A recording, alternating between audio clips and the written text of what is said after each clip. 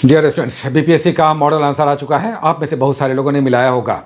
इसमें बहुत सारे लोग अब मेंस की तैयारी में लगना चाहते हैं, लेकिन चिंतित हैं कि तैयारी का क्या मोड हो, कैसे तैयारी करें, कहाँ पर फोकस्ड हो, कैसे मेंस निकालें। पिछली बार भी हमने बताया था और यही हम फिर से आज आपको दोहरा रहे हैं, और वो है 3 ऐसे पॉइंट्स जिस पर अगर आपने काम किया, शायद आपने सुना होगा, पहले भी सुना होगा, 3 पॉइंट्स, बस इस पे अगर आपने अच्छे से काम कर लिया, आपका रिजल्ट आ जाएगा, बिल्कुल आएगा। जिसमें सबसे पहला पॉइंट है, सबसे पहला पॉइंट बहुत अंतर डिफरेंस लाएगा। हो सकता है बहुत सारे लोग जान रहे होंगे। स्टैटिस्टिक्स, सांख्यिकी आपको बनाना होगा।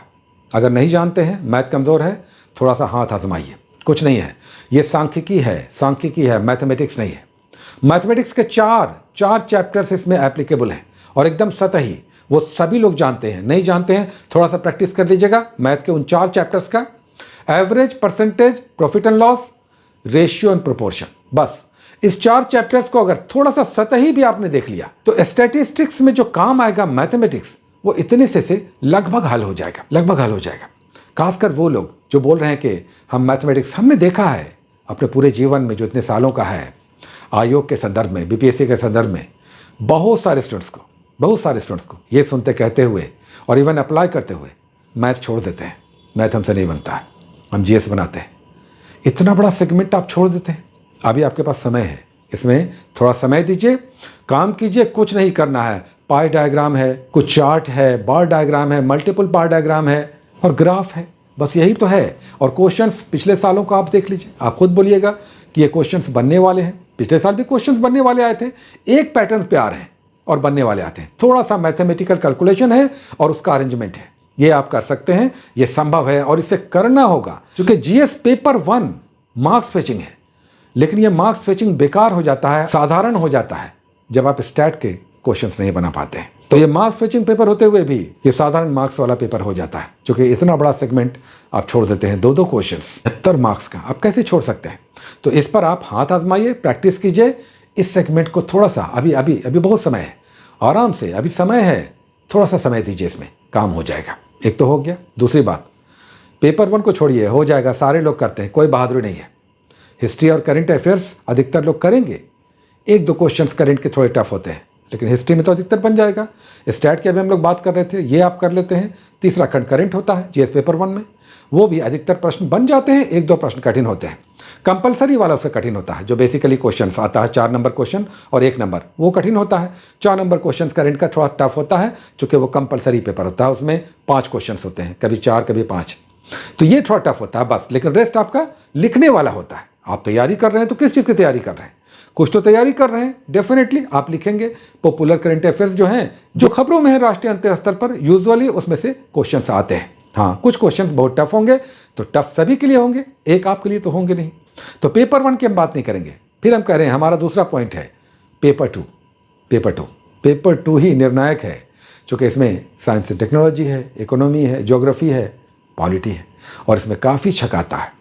Economy and science and technology का सेगमेंट बहुत छकाता है, इस पर पकड़ बनाना है। तो आप कहेंगे हम जीएस पेपर 1 से, आप अगर पहली बार दे रहे हैं, नए हैं, तो जीएस पेपर 1 से स्टार्ट लीजिए, अच्छा लगेगा, आसान लगता है। लेकिन अगर आपने पिछले 1-2 बार दे दिया है, तो जीएस पेपर 2 से उठाइए।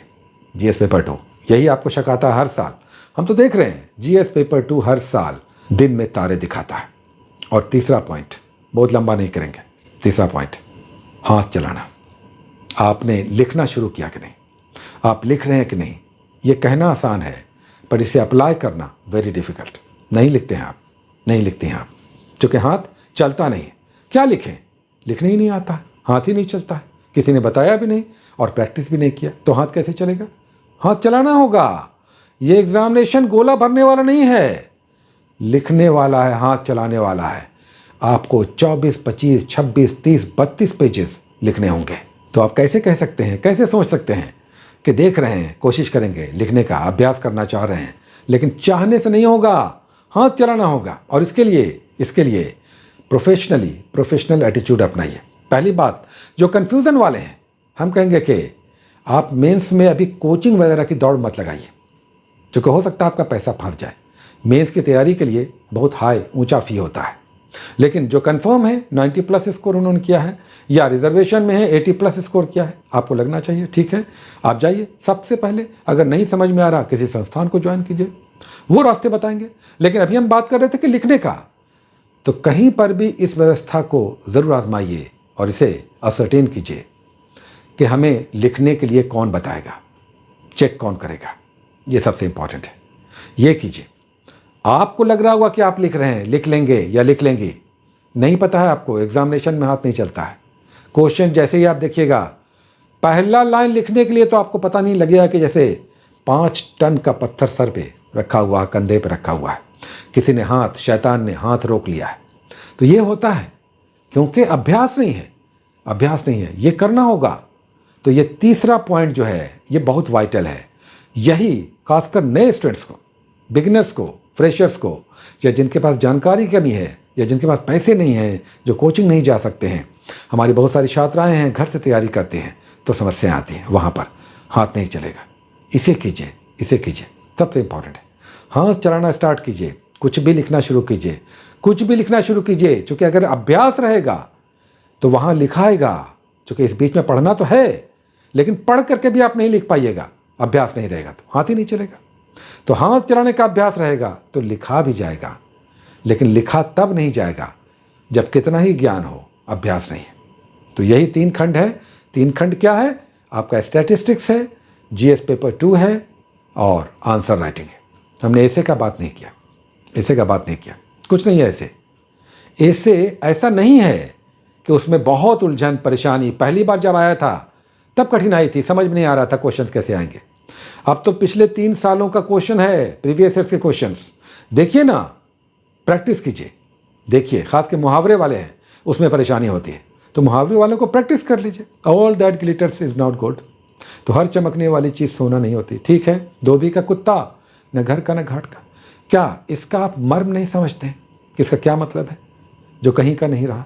तो चलिए कहीं से जोड़िए, बातें कीजिए, यही तो है।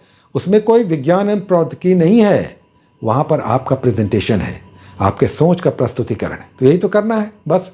तो करते चलिए, स्टार्ट लीजिए, हिम्मत रखिए। और डेली ऐसे बहुत सारे लोग वीडियो आप डालेंगे, मेंस है तो ऐसे बहुत सारे वीडियोस आपको सुनाई पड़ेंगे, दिखाई पड़ेंगे, जिसे भी आप फॉलो कर रहे हैं कीजिए। लेकिन 2-3 बातें इंपॉर्टेंट हैं। अगर आप मीडियोकर लेवल पे हैं, कन्फ्यूज़न में हैं, पेंडुलम की स्थिति में हैं, लग रहा कि होगा कि नहीं होगा, तो मेंस में कोचिंग में अभी एडमिशन मत लीजिए। बहुत हाई ऊंचा फी होता है, पैसा फंस सकता है। लेकिन अगर आप एकदम कंफर्म हैं, बड़ा अच्छा स्कोर है, तो डेफिनेटली किसी को ज्वाइन कर सकते हैं, क्योंकि वहाँ पर आपको प्रॉपर गाइडेंस मिलता है। ये है। और दूसरी बात, हर हाल में लिखना शुरू कीजिए, लिखने का प्रयास कीजिए।